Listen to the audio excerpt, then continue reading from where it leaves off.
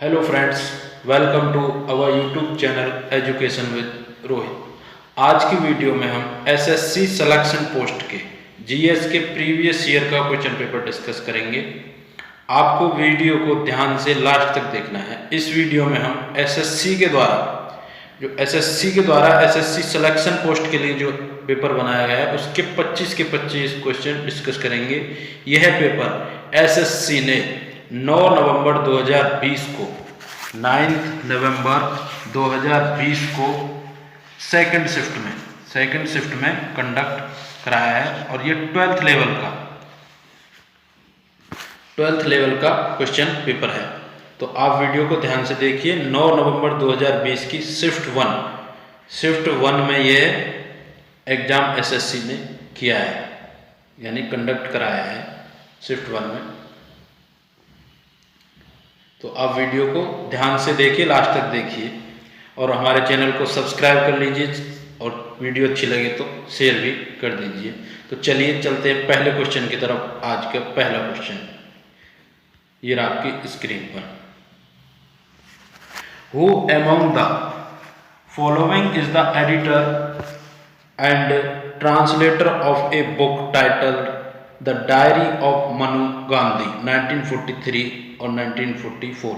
यानी the diary of Manu Gandhi book के translator और एडिटर इनमें से कौन है? रामचंद्र गुहा, प्रताप भानु मेहता, वासुदेव चटर्जी या त्रिदीप सुरुद? चार ऑप्शन है, इसमें से आपको बताना है the diary of Manu Gandhi 1943-44 के एडिटर और ट्रांसलेटर कौन है? तो इसका राइट ऑप्शन है Tridip Suhrud. The diary of Manu Gandhi के एडिटर और ट्रांसलेटर हैं। वह भारत के संस्कृति और पर्यावरण मंत्री जो हमारे त्रिदीप सुरुद हैं, पर्यटन और संस्कृति मंत्री हैं। प्रहलाद सिंह पटेल ने इस पुस्तक को लॉन्च किया, यानी इसको जो ट्रांसलेट किया था वो त्रिदीप सुरुद ने किया था और प्रहलाद सिंह पटेल ने इस पुस्तक को लॉन्च किया था। पुस्तक की भाषा मूल रूप से गुजराती थी। गुजराती में यह लिखी गई थी। महात्मा गांधी की दादी का नाम मनु गांधी था। कौन थी मनु गांधी? महात्मा गांधी की दादी का नाम था मनु गांधी। ठीक है, नेक्स्ट क्वेश्चन। अगला क्वेश्चन है, in which of the following states is the Umiam lake popularly known as the Barapani lake located? यानी उमियम लेक, जिसे हम बारापानी लेक के नाम से भी जानते हैं, यानी पॉपुलर है उमियम लेक बारापानी के नाम से भी, वो लेक इंडिया के किस राज्य में है? नागालैंड, मेघालय, सिक्किम या आंध्र प्रदेश? इसका राइट ऑप्शन है option number B, Meghalaya. Dam सियाट इस झील का स्थानीय नाम है, यानी इसको बारापानी लेक भी कहते हैं, उमियम लेक भी कहते हैं और वहाँ के जो लोग हैं इसको डैम सियाट भी कहते हैं। डैम सियाट, इस लेक को डैम सियाट भी कहते हैं। लेक का निर्माण जो 1960 में यह लेक बनकर तैयार हुई थी।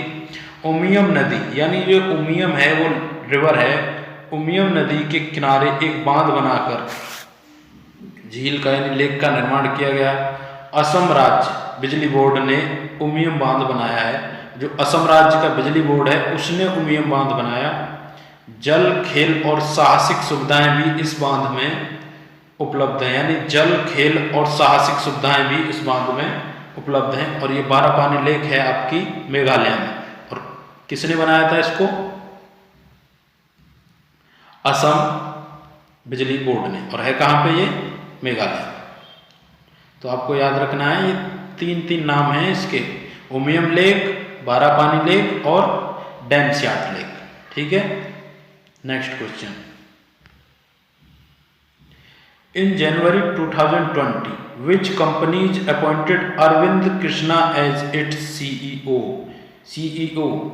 यानी अरविंद कृष्णा को इन कंपनियों में से किस कंपनी ने 2020 जनवरी में अपना सीईओ अपॉइंटेड किया है?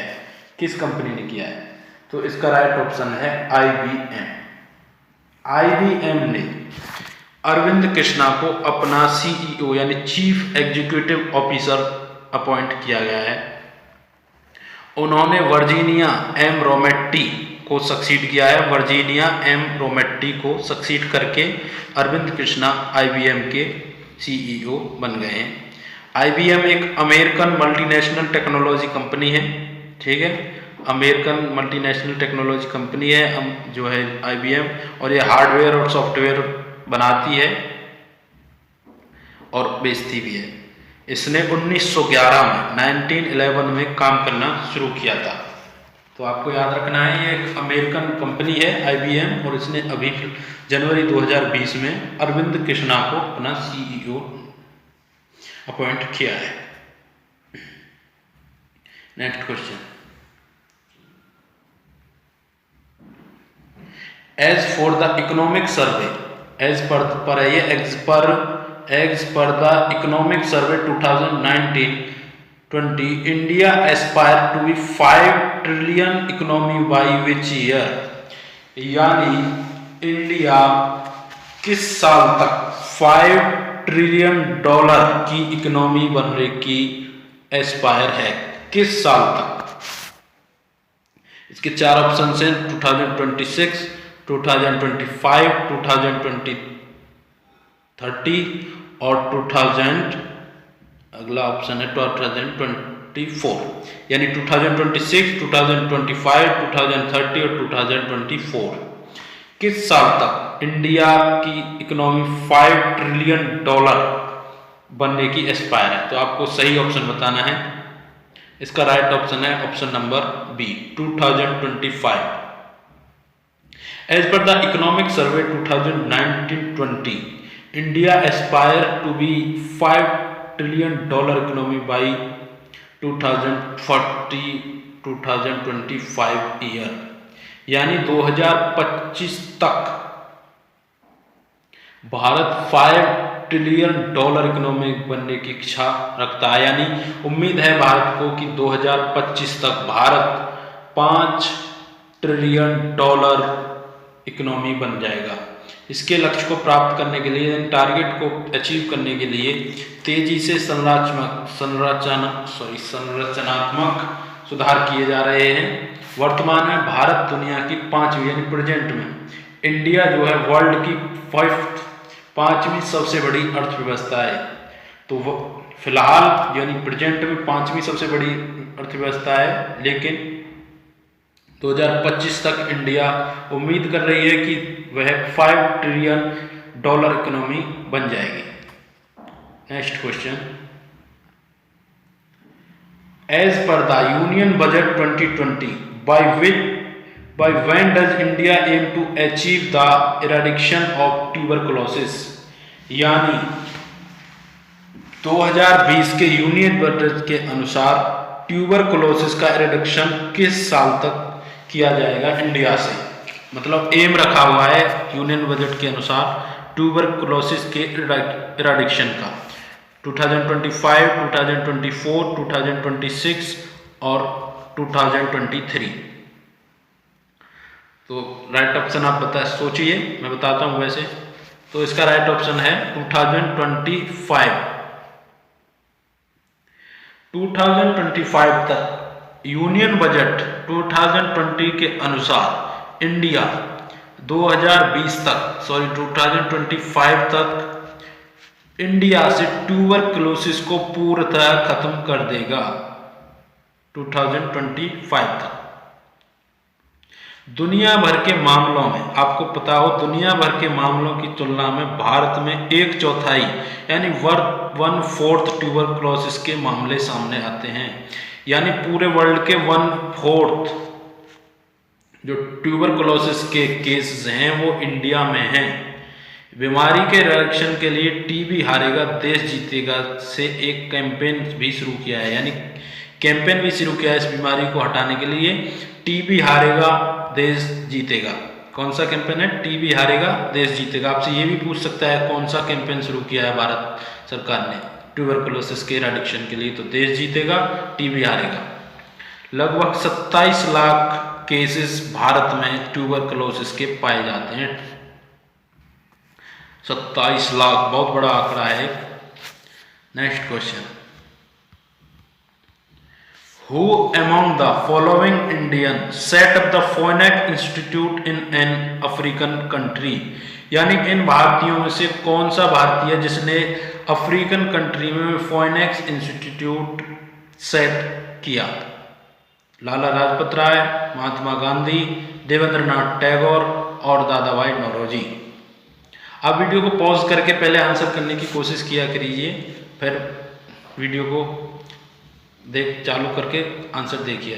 इससे क्या है कि आपको पता भी चलेगा आप गलत कर रहे हैं या सही कर रहे हैं, अनुमान आपको लग जाएगा। तो इसका राइट ऑप्शन है option number B, Mahatma Gandhi.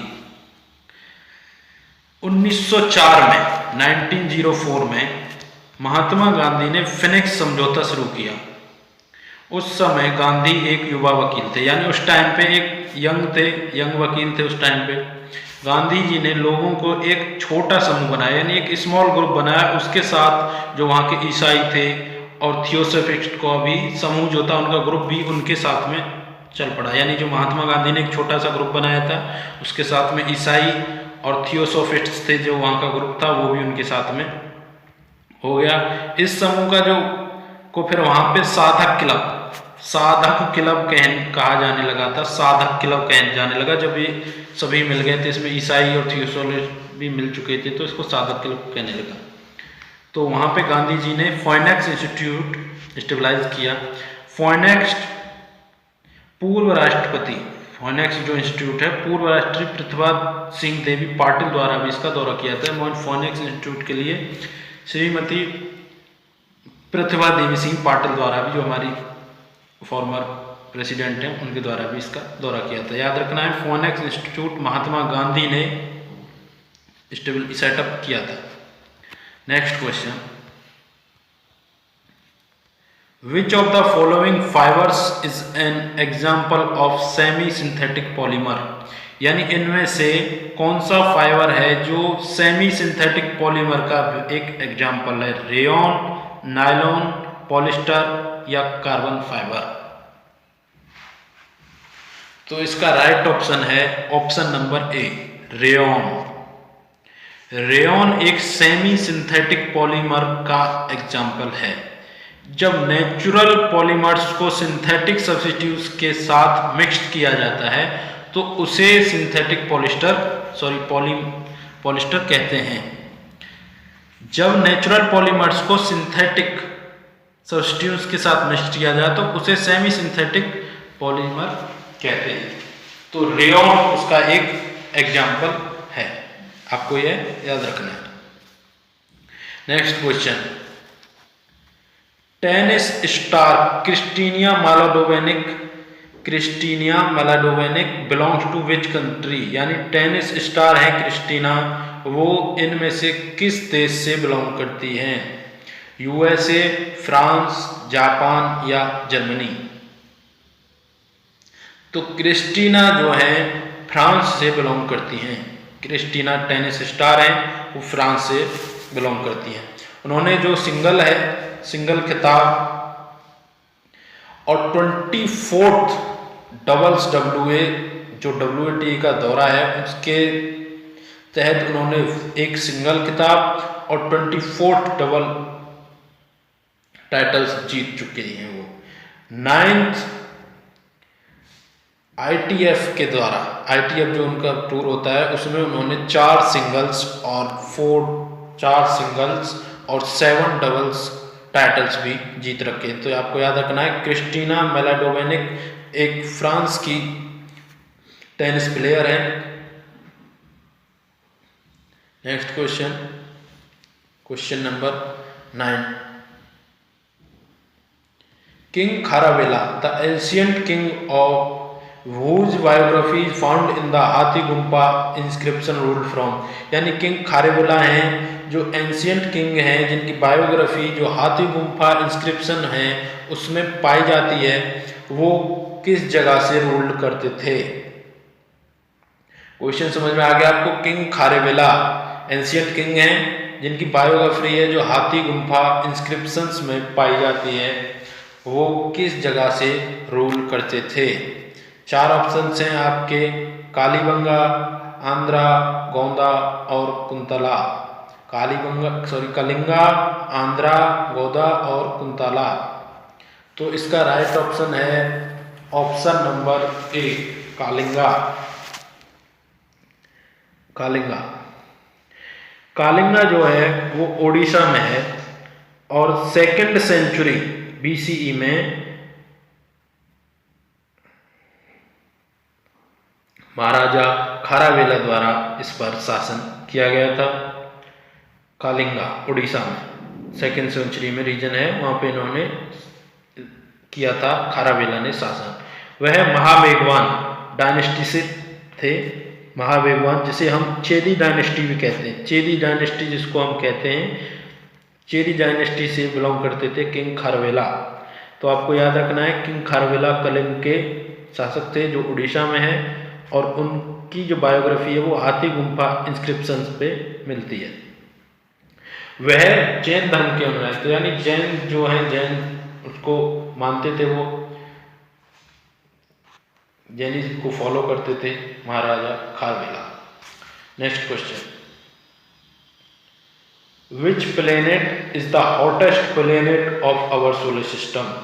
यानी इन चारों में से कौन सा प्लेनेट है जो हमारे सोलर सिस्टम का सबसे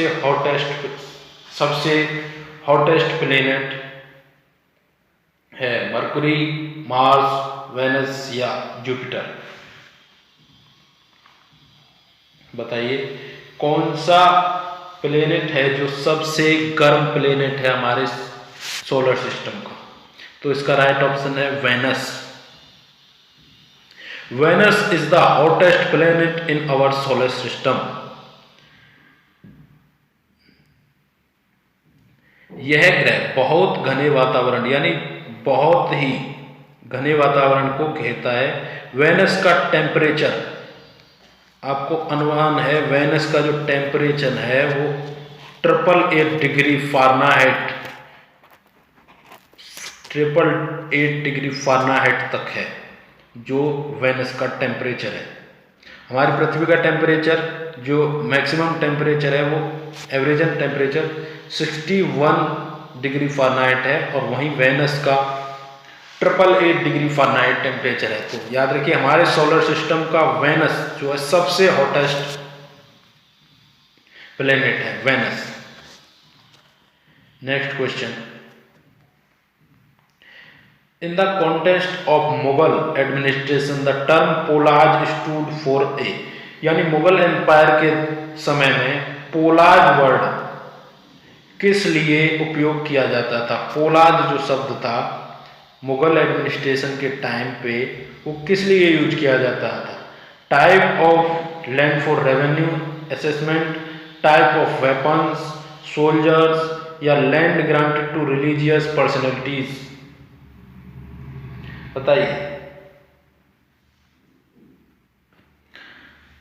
जो पोलाज था वो मुगल एम्पायर एडमिनिस्ट्रेशन के टाइम पे किस लिए यूज किया जाता? तो इसका राइट ऑप्शन है option number A, type of land revenue assessment. Type of land revenue assessment के लिए पोलाज वर्ड का यूज किया जाता था। पोलाज वर्ड जो है मुगल काल में भूमि से रेवेन्यू को करने के लिए किया जाता था। मुगल काल में जो है जो मुगल एडमिनिस्ट्रेशन में जो है भूमि थी वो 4 प्रकार की थी, पोलाज, पारती, चचर और बंजर। पोलाज, पारती, चचर और बंजर।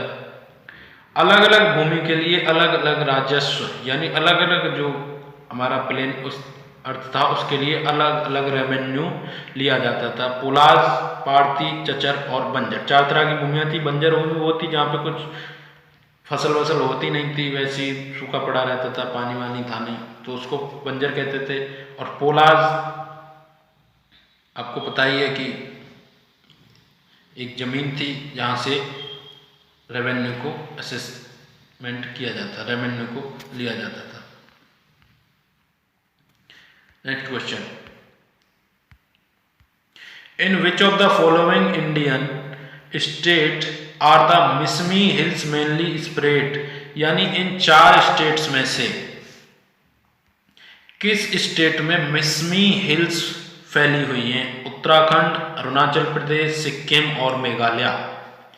इन which of the following Indian states are the Mishmi hills mainly spread, यानी मिसमी हिल्स किस राज्य में मेनली फैली हुई हैं? उत्तराखंड, अरुणाचल प्रदेश, सिक्किम और मेघालय। बताइए इसका राइट ऑप्शन क्या है? उत्तराखंड, अरुणाचल प्रदेश, मिसमी हिल्स।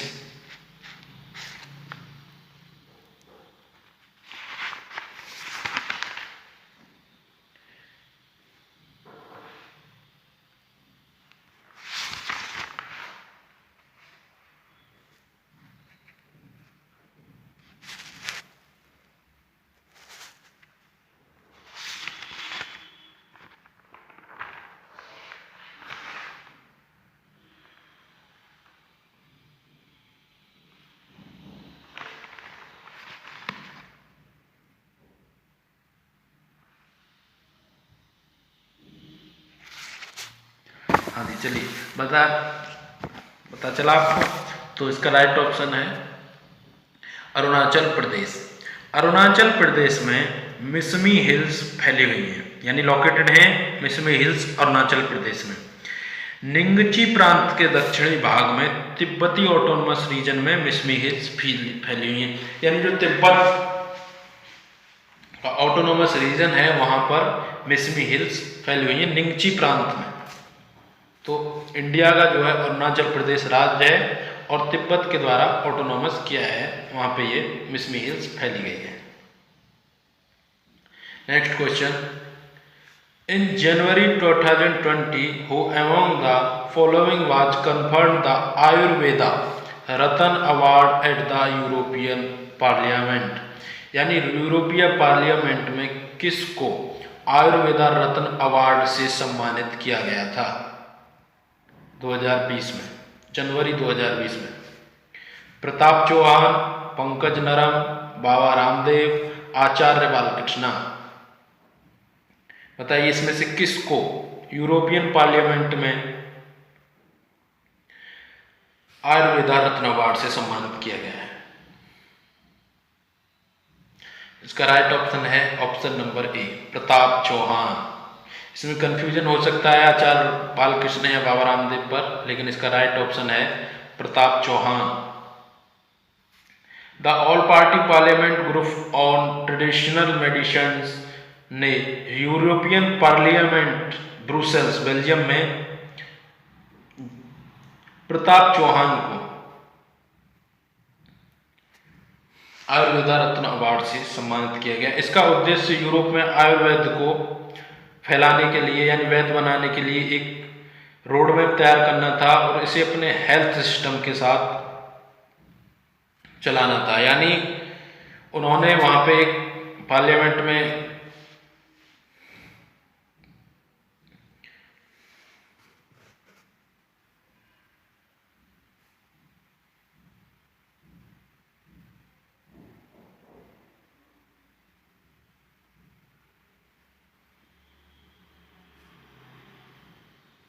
सॉरी माफ कीजिएगा, आवाज़ थोड़ी चली गई थी।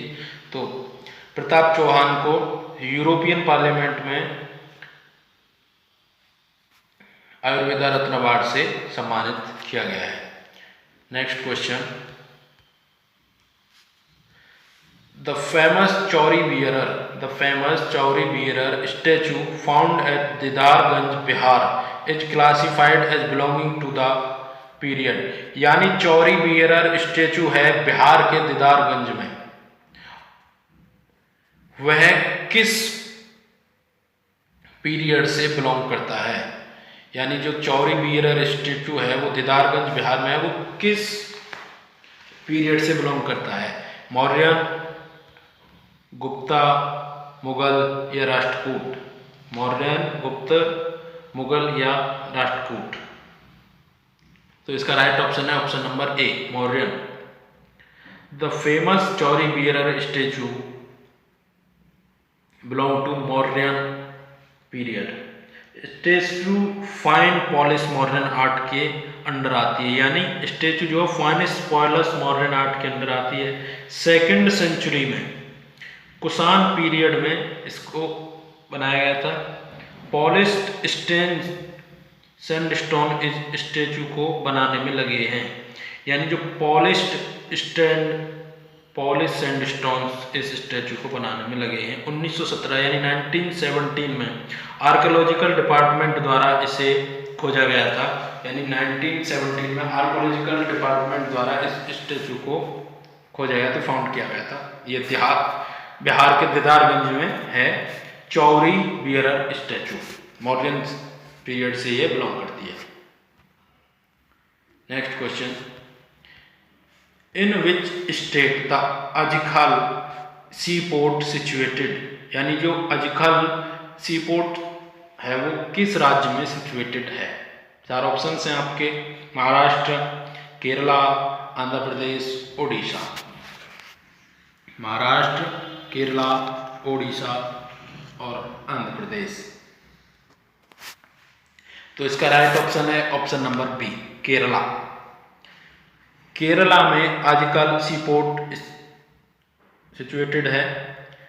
आजकल सी पोर्ट पर एक नया EDI electronic data interface system भी शुरू किया है। यहाँ से अंतर्राष्ट्रीय कार्गो संचालन भी अभी शुरू किया गया है हाल ही में, तो यह चर्चा में आजकल सी पोर्ट। यहाँ पे एक नया system EDI electronic data interface भी सिस्टम शुरू किया है और यहाँ से अंतर्राष्ट्रीय कार्गो का भी काम अभी शुरू किया है। तो आपको याद रखना है आजकल जो सी पोर्ट है वो केरला में सिचुएटेड है। Next question, question number 16, which of the following river is not a tributary of Yamuna river, यानी इन 4 नदियों में से कौन सी रिवर है जो यमुना नदी की ट्रिब्यूटरी रिवर नहीं है, यानी यमुना नदी की सहायक नदी इनमें से कौन सी नहीं है। बेतवा, हिंडन, चंबल और सोन, बताइए। चलिए, इसका राइट ऑप्शन है ऑप्शन नंबर डी, सोन। सोन नदी यमुना नदी की सहायक नदी नहीं, यानी सोन जो रिवर्स है वो यमुना रिवर्स की ट्रिब्यूटरी नहीं है। बेतवा, हेंडन, चंबल यमुना की ट्रिब्यूटरी रिवर है।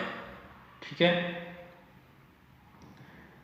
बेतवा, हेंडन, चंबल ये सभी यमुना की ट्रिब्यूटरी रिवर है। इनमें से सोन नदी यमुना की ट्रिब्यूटरी नदी नहीं है। गिरी, सिंध, उत्तान, सेंगर और हिंद यमुना की अन्य छोटी ट्रिब्यूटरी रिवर्स हैं। महान हिमालय यानी ग्रेटेस्ट हिमालय श्रृंखला से यमुना का उद्गम होता है, यानी ग्रेटेस्ट हिमालय से यमुना निकलती है। यमुना की सबसे बड़ी ट्रिब्यूटरी रिवर टॉन्स है, याद रखिएगा, टॉन्स रिवर्स यमुना की सबसे बड़ी ट्रिब्यूटरी रिवर है। ठीक है, next question, noted artist Jaswant Singh Kanwal who passed away in Feb 2020 was famous, यानी आर्टिस्ट जसवंत सिंह कनवाल जो 2020 में जिनका फरवरी 2020 में निधन हो गया, वो किस लिए फेमस थे। सिंगर थे वो, डांसर थे, राइटर थे या म्यूजिशियन थे, बताइए। जसवंत सिंह कनवाल, जसवंत सिंह कनवाल एक राइटर थे, एक फेमस राइटर थे जसवंत सिंह कनवाल। वह शॉर्ट स्टोरियाँ लिखते थे, वह लिखते थे जसवंत सिंह कनवाल। वह पंजाबी लैंग्वेज के, याद रखिएगा, पंजाबी लैंग्वेज में वो शॉर्ट स्टोरियाँ लिखते थे।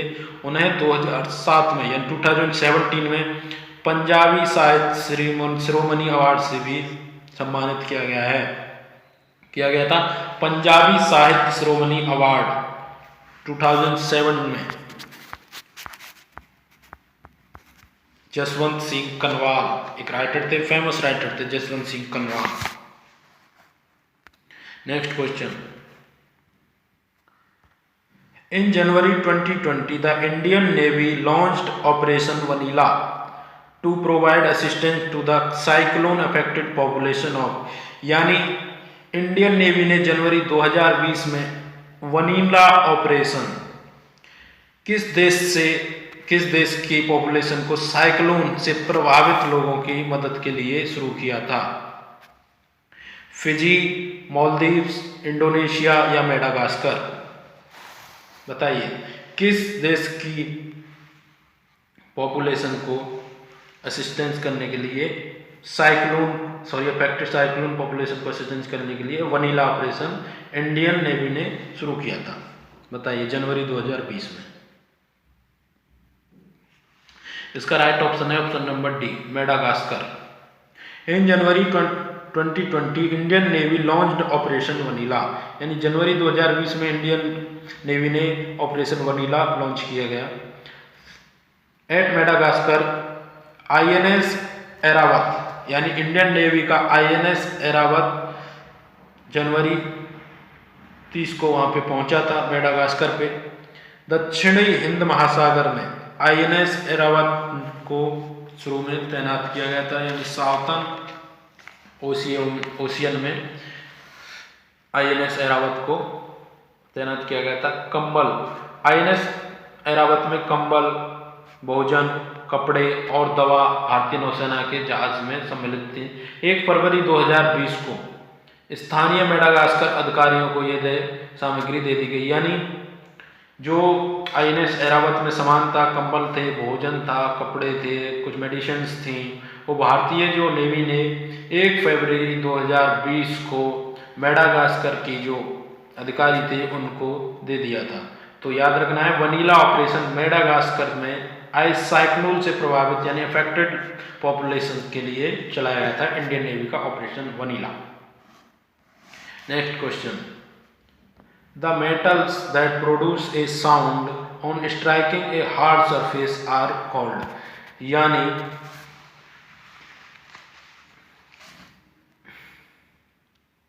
हार्ड सरफेस पे मेटल को स्ट्राइक करने से जो साउंड होता है उसे क्या कहते हैं? फेरस, पोरस, सोनोरस या इग्नियोस? तो इसका राइट ऑप्शन है sonorous, option number C. Option number C, when we strike the metal a ringing sound is produced. जब हम किसी मेटल को किसी भी सरफेस पे मारते हैं तो एक साउंड जो है वो बजता है, यानी साउंड प्रोड्यूस्ड होता है। इस मेटल को नकारात्मक बहुत कम होती है, जो इसकी जो नेगेटिविटी है जो इस मेटल की बहुत ही कम होती है। The most sonorous metal is silver, याद रखिएगा जो सबसे मोस्ट सोनोरस मेटल है वो सिल्वर है। Silver is the most sonorous metal. Sodium and potassium are the least sonorous.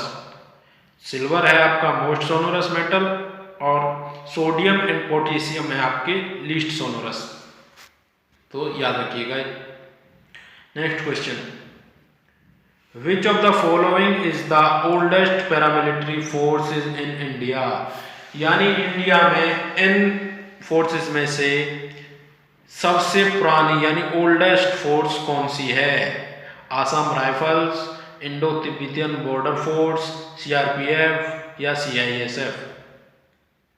बताइए कौन सी फोर्स है इंडिया की सबसे ओल्डेस्ट फोर्स? राइट ऑप्शन है A, Assam rifle. Assam rifle India की सबसे ओल्डेस्ट फोर्स है। आसाम राइफल्स 1835 में बॉर्न हुई। 1835 में असम राइफल्स को स्टेबलाइज किया गया था। The old name of Assam rifles was Cachar levy. British period के टाइम असम राइफल को कच्छर लेवी के नाम से जाना जाता था। इन वर्ल्ड वार सेकंड में असम राइफल्स ने बर्मा में लड़ाई लड़ी और वर्ल्ड वार फर्स्ट में इसने यूरोप में, यानी असम राइफल ने वर्ल्ड वार 1 में असम राइफल ने यूरोप में सर्व किया और सेकेंड वर्ल्ड वॉर में असम राइफल ने बर्मा में सर्व किया।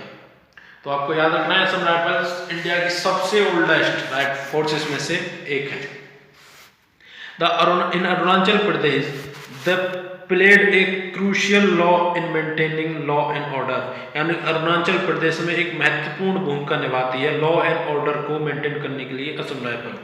इन Shillong the headquarter of the forces, यानी शिलोंग में असम राइफल का हेडक्वार्टर है। ये भी आपको याद रखना है, असम का हेडक्वार्टर शिलोंग में है और इंडिया की सबसे ओल्डेस्ट फोर्सेस है Assam rifle. Next question, in which of the following places was the Hindustan socialist republic association found in 1928, यानी इस जगह में से कौन सा जगह है जहाँ पे Hindustan socialist republic association founded हुई 1928 में? कराची, लाहौर, अमृतसर और या नन ऑफ दीज, इन चारों में से आपको सही ऑप्शन लगाना है। कौन सी जगह पे? हिंदुस्तान सोशलिस्ट रिपब्लिक एसोसिएशन यानी HSRA फाउंडेड हुई थी 1928 में। तो इसका राइट ऑप्शन है none of these, NOT। Actually में क्या है कि HSRA यानी Hindustan socialist republic association Karachi में नहीं बल्कि कानपुर में 1988 में फाउंडेड हुई थी। इसका अर्लीस्ट नाम था हिंदुस्तान रिपब्लिक एसोसिएशन। पार्टी जो है मुख्य रूप से युवा राष्ट्रवादियों और कार्यकर्ताओं द्वारा बनाई गई थी। जो ये पार्टी है युवा राष्ट्रवादियों और कार्यकर्ताओं द्वारा कानपुर में 1928 में बनाई गई थी और इसका शुरुआत में नाम जो था हिंदुस्तान रिपब्लिक एसोसिएशन था। तो याद रखिएगा कानपुर में इसकी स्थापना हुई थी हिंदुस्तान सोशलिस्ट रिपब्लिक एसोसिएशन की। Next question, which of the fall instrument used for measuring radiation, यानी रेडिएशन को मापने के लिए इन में से किस इंस्ट्रूमेंट का यूज किया जाता है? गीगर काउंटर, कार्बोरेटर, कॉलिपर या गैल्वेनोमीटर? बताइए सॉरी, किस इंस्ट्रूमेंट का यूज इन्हें रेडिएशन को नापने के लिए किया जाता है? तो इसका राइट ऑप्शन है number 1, Geiger counter. Most common instrument for measuring radiation is a Geiger counter. Human senses radiation का पता नहीं लगा सकते, यानी हम ह्यूमन सेंसेस के द्वारा रेडिएशन का पता नहीं कर सकते कि रेडिएशन अभी जैसे फ़ोन से निकलती है नेटवर्क से रेडिएशन तो हमें दिखती थोड़ी है, तो उसको नापने के लिए गीगर काउंटर का यूज किया जाता है। गीगर काउंटर में एक उच्च वोल्टेज होने पर विद्युत दलों का निर्माण होता है। गीगर में एक उच्च वोल्टेज होती है, ठीक है। तो रेडिएशन को नापने के लिए गीगर काउंटर का उपयोग किया जाता है। Next question, an initiative by the union government for encouraging farmers to set up solar power generation capacity on their fallow barren lands and sell it to the grid is called, यानी Indian government ने कौन सा